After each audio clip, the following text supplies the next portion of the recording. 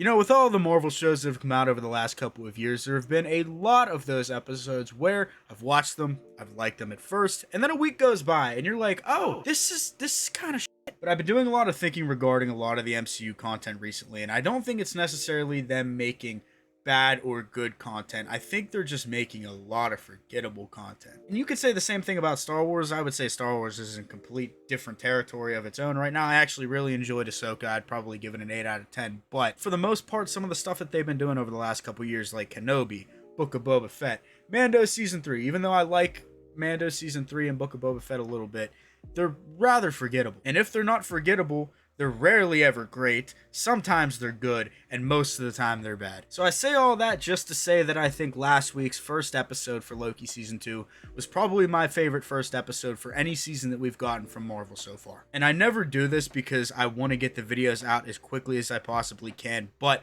the night that the last episode came out last week, I watched the episode while I was recording for my reaction and review, stopped all the recording, said I'm gonna watch that again. I watched it all again, and then I edited my video. Usually I just watch it once and then I go and edit it, and I can kind of watch it as I'm doing that because, you know, I'm going along, but I don't get to properly view it again. As soon as I was done recording, I was like, I want to watch that again.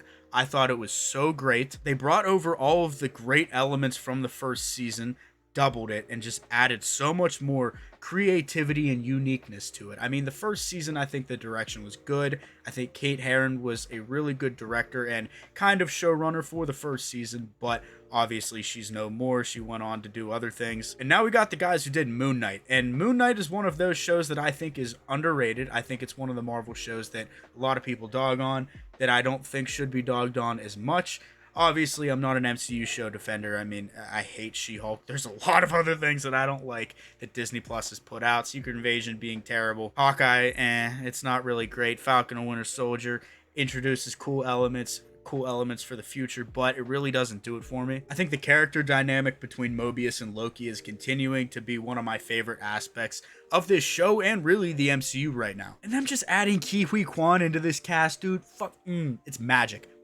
And this is really the first time in a while where I'm feeling a looming presence of danger over the MCU. It feels like something big is coming. It feels like they're leading up to something. It feels like there's going to be answers coming soon. But with those answers coming soon, I think we're also going to be getting a lot of questions. And the first episode did give us a lot of questions to be answered. Like, who pruned Loki at the end of the last episode? I mean, it could have been Sylvie, but it looked like Sylvie was behind him. My theory is that it was himself from the future closing the loop. I think we're going to see that maybe at the end of the season. Who knows what's going to happen? And what's up with OB? Why has seemingly no one visited him over the last 400 years?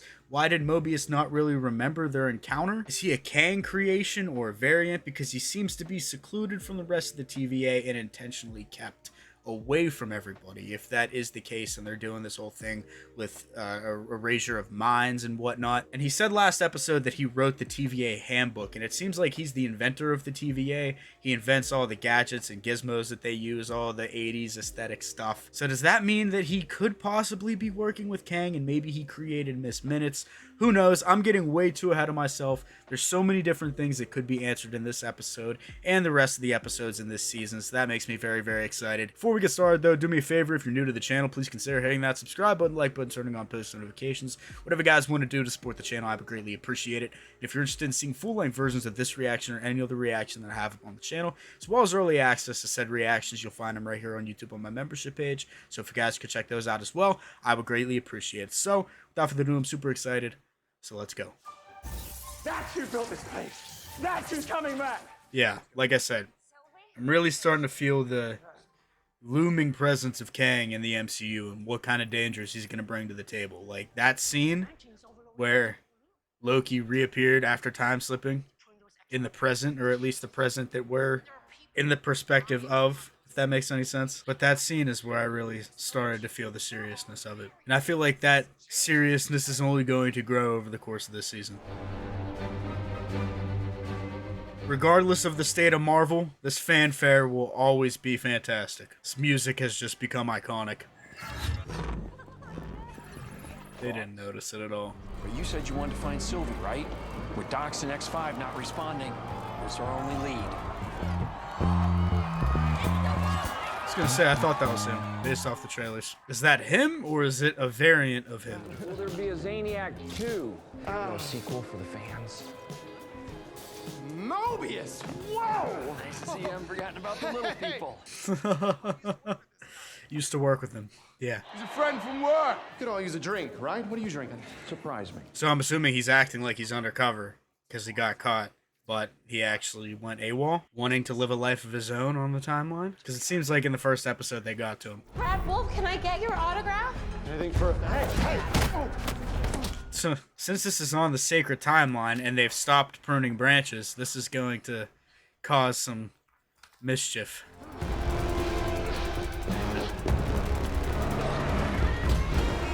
See, just this looks so good. Not only the style of the way it's directed and shot, but it just looks good. That's the same corridor that they shot in Secret Invasion. Of course, they're going to reuse sets and shoot in the same place. Guess it's cheaper. Where did he go? Hi! Where's the rude boy off to? Where's the fancy lad going off to then? Oh, did you lose your tickets to the opera? Did you? Oh, perfect. Oh, where you going? 1970s London. So unsophisticated, X5. Oh, so I didn't know this was Loki f***ing with him. Quit with the magic and fight fair! Well, it's actually nice being outside of the TVA and getting to see Loki use his magic. Great shot. I didn't do anything wrong. Yeah, but why'd you run? A little over the top, don't you think? All the... No, perfect. I thought it was spot on. That was all just the intro. Wow, what a great start. I'm still in awe at how good everything looks. Just the production. I mean, I know that this is their most successful show. They're going to give it the money, but dude. Suits you. You must love this. Get these guys on a movie. Like, they have a very cinematic way of shooting their stuff. Which is always nice, because you want things to look pretty. OB. Oh, hey guys. What's it doing? How are things going?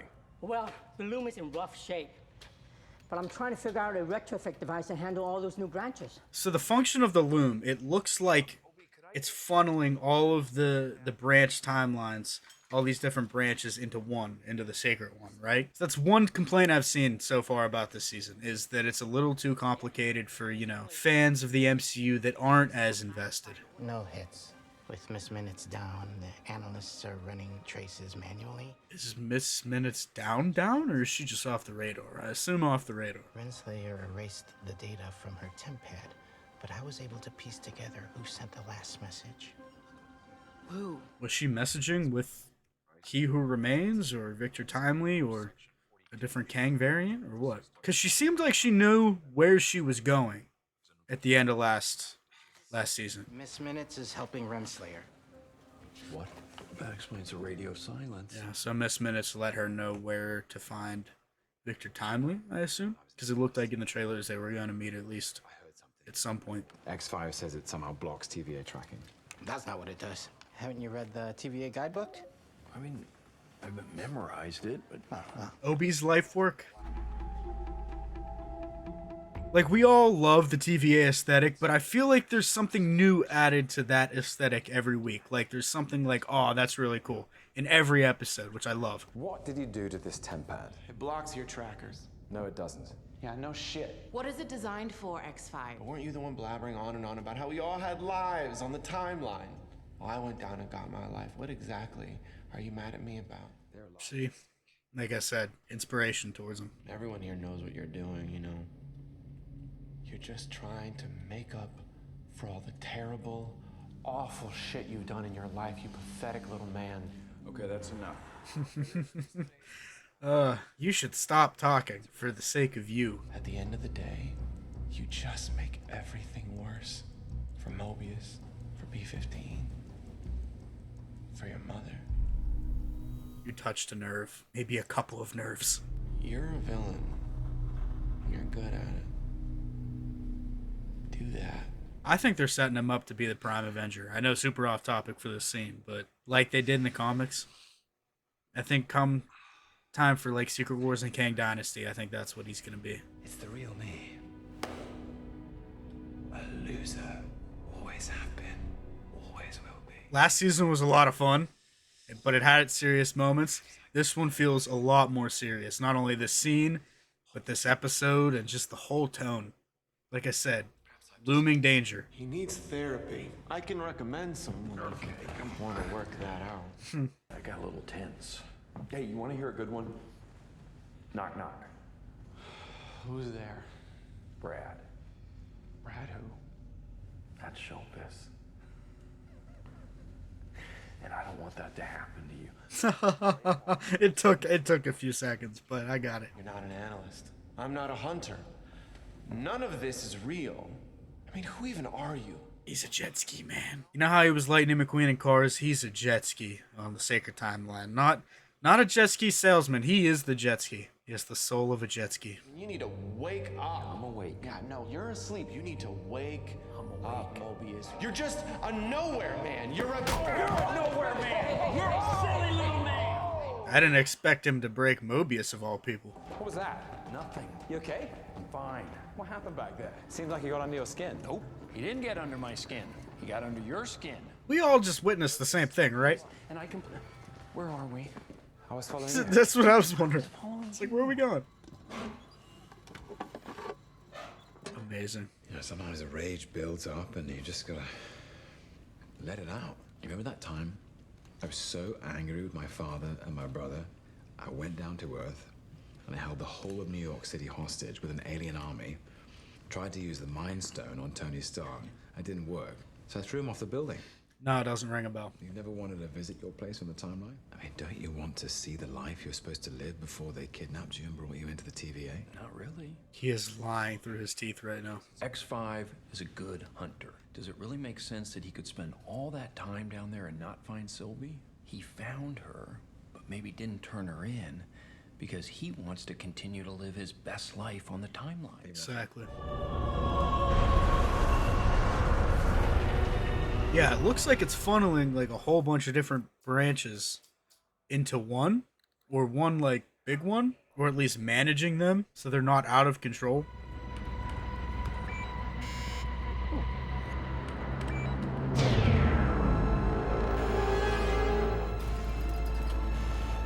no. So, what'd that mean?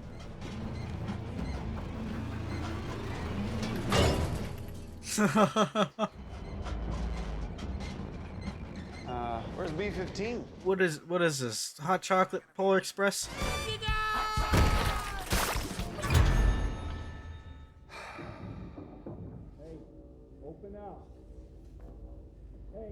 Turns out, that thing does not work without the controller, though, so... This one? You have no idea how to work that thing, though. It's got a pull cord. Earlier, I said some really hurtful things, and I brought up your mother, and I am really sorry. I'm sure you are. Oh, they crush you. Don't just touch random buttons on that, okay? Mobius, get in here! You better start talking then. Loki, turn it off. Let me try this. Perspective on yourself. I was supposed to go look for Sylvie, but then I bailed, okay? I bailed. You and Docs, I didn't buy it. Okay. Oh, dude. She has a new life.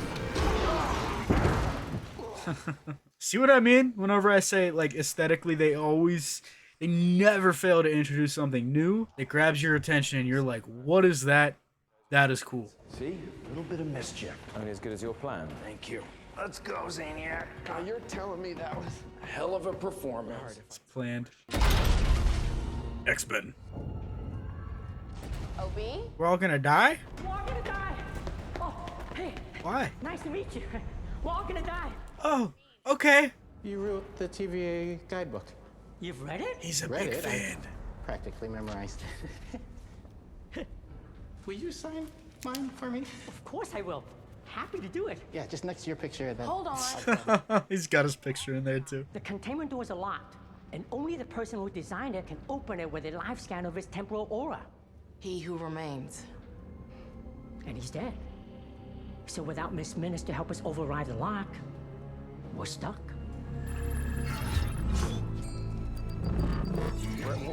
All right, so you go ahead. I'm gonna head on back, all right? Wait. Why are you so jumpy? Yeah, head on, Jap. Huh? English? The words were literally just taken out of my mouth.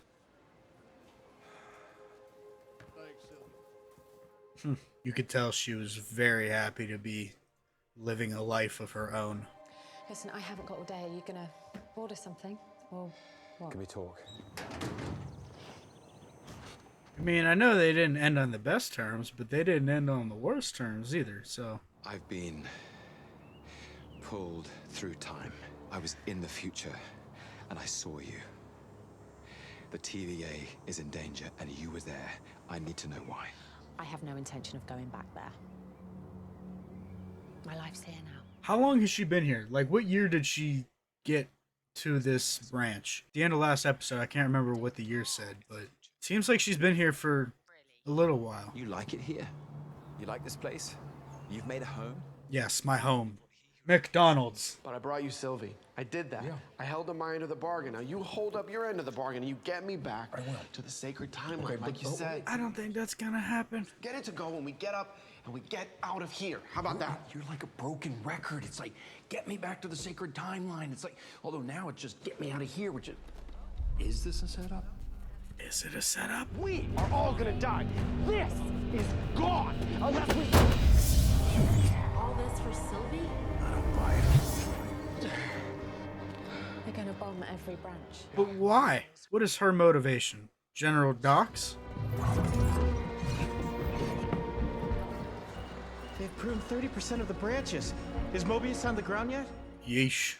And this is all a ruse to get Sylvie? Set up what you can!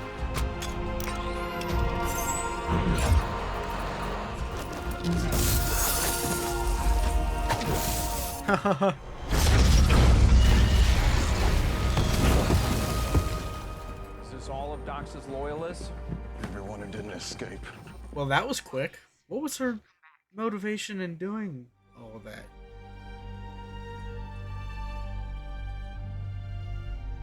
Those are people. Guys, I got a hit on Renslayer's temp pad. So I'm guessing she went to the World Fair where Victor Timely is. There was nothing we could do. The TVA is the problem. It's broken. It's rotten. I'm going home. What, It's harder to stay. Is it still there, though? It must still be. Good night. Bye-bye.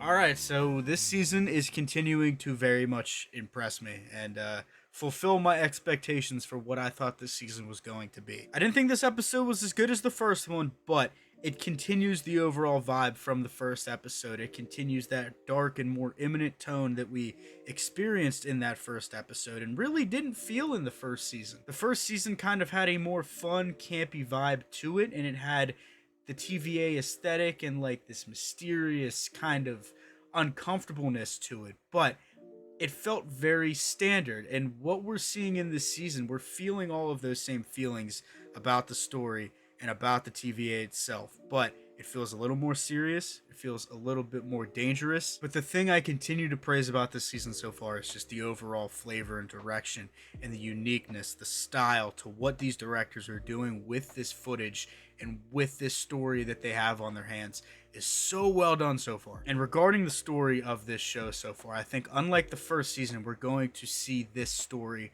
really start to affect the wider MCU. I think we're going to start seeing the shift of the TVA and the TVA storylines shift into the larger movie side of the MCU, kind of like in projects like Deadpool. Who knows what kind of projects, TV shows, movies that movie is going to set us up for, but I feel like we're going to start seeing all of these problems on the Disney Plus front, more specifically in this show, start to show up in the main timeline with the movies, and just continue to become more prominent. But with this episode itself, I really love the opening sequence. I really liked getting to see Loki get to use his magic, because we really didn't get to see much of that in the first season. We got to see it in a couple episodes. It felt like most of the first season took place within the TVA and the confinement of them not being able to use their powers. And while that first season did a good job of setting up the TVA, I feel like that was one of the weaker points of the first season, is we really didn't get to see Loki shine. We got to see flashbacks and little glimpses of him using his magic, especially in the Void, but I feel like we're doing a lot more time hopping in this season so far, which I really like. I know that was another complaint that a lot of people had about the first season, is we really didn't get to experience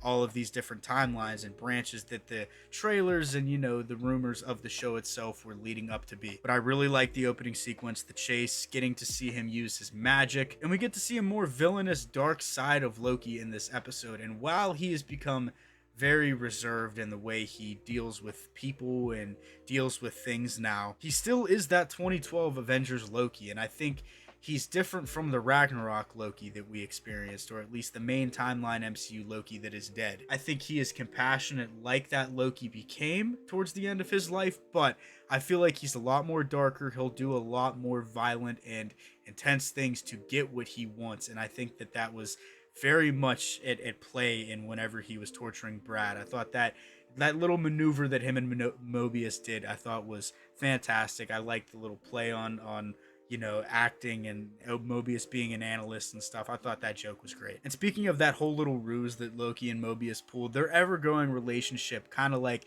cop-partner relationship that they have going on, is one of the best parts of this show. And speaking of Mobius, I think we're going to see him crack by the end of this season, just like X5 did. I mean, he cracked after witnessing what Loki, you know, brought to the table in last episode, in the first episode, where he's like, look, this is the dude that stole your lives. This is the reason that you guys are doing what you're doing. You guys could be living lives on the timeline. And I think he took what Loki said to heart. Obviously, he went AWOL. He stopped looking for Sylvie because he wanted to live a life of his own. And I think, like X5, I think Mobius is going to, you know, I think his curiosity is going to get the best of him by the end of this season. I think he's going to want to see where he came from, who he actually is, or what one of his variants actually were. And judging based off the trailers, I think we're going to see that, because we do see Loki time slip to another timeline where Mobius seems to be a jet ski salesman. It better happen. And if he's not a jet ski salesman, he better be a jet ski. A talking jet ski, just like Cars. I mean, Disney, just do it. Pixar, what are you doing? But as to the characters, I think the characters are phenomenal in this show. I think it's so much more well written than any of the other Disney Plus Marvel stuff that we've gotten over the last couple of years. I mean, just the characters in this are so likable. You can really get behind them. There's no struggle to see where they're coming from, and no struggle to actually like them. But as to what's going on with the Temporal Loom and OB and Casey, what they're trying to figure out, what is all of this building up to? Obviously, throughout this episode, we see that Dox is bombing the timelines. We don't really get a personal explanation as to why, and I think that whole sequence, we moved into that sequence a little too quickly. I think the pacing in this episode struggled a little bit towards the ending. I think the setup was good. I think everything leading up until the interrogation scene was done really well in this episode, and then we just were like, okay, we got to get all of this dumped on the audience before the start of next episode. So overall, the threat of her and her team and what she was doing was handled a little bit too quickly, and it really didn't give enough time for reasoning and what she was actually motivated by. So she didn't really feel like that much of a threat. At the end of this episode, we see that there's only one timeline left on the TV, and all of the branches are kind of secluding back into the main timeline, just like it was in Loki season 1. But we know that Dox was motivated by Sylvie. As soon as she heard the name Sylvie last episode, she kind of perked up. And there was a rumor, this wasn't a leak, this is a rumor, that she's playing an older version of Sylvie. I guess this is more of a theory, but I don't know how that would make sense, but I could see it happening. With this show, I'm not going to rule it out. But I think her character is a little weird so far. Not the best written character so far. I don't think we've seen enough of her to really judge her character so far. She's kind of just been a background character that was kind of like the villain of the week in this week's episode. But overall, I'm loving the first 2 episodes so far and what this season is setting up, but parts of this episode just felt a little bit rushed, and it just felt like, oh, we're already here, okay. It feels like things have just been dumped on us a little bit quickly in this episode, but it still has me excited for what we're going to see in the next couple of episodes and what the story is ultimately leading to. As to what's going to happen, obviously, at the end of this episode, we saw that they found out where Ravonna is. They know her location. My guess is she went to go and look for Victor Timely, who's ultimately going to become He Who Remains, because time is a loop. And I think that that is going to, set up for the whole recording that we heard in episode 1. But I think she went back in time. I think Miss Minutes led her to the World Fair that we saw in the trailers in the 19th century. Next episode is probably where we're going to see Victor Timely and Jonathan Majors show up as a Kang variant. I think next episode we're really going to get introduced to what is going on and what the severity of everything that this show and what the consequences of this show have to offer and what it's going to mean going forward. I think we're going to start seeing the build up to that with next week's episode in the introduction of Victor Timely into this season. But let me know what you guys thought down in the comments below. I really enjoyed this episode. If you're new to the channel, do me a favor. Please consider hitting that subscribe button, like button, turning on post notifications. Whatever you guys want to do to support the channel, I would greatly appreciate it. If you're interested in seeing full-length versions of this reaction or any other reaction that I have up on the channel, as well as early access to said reactions, you'll find them right here on YouTube on my membership page. So if you guys could check those out as well, I would greatly appreciate it. So hopefully you guys did enjoy, and I will see you all in the next one.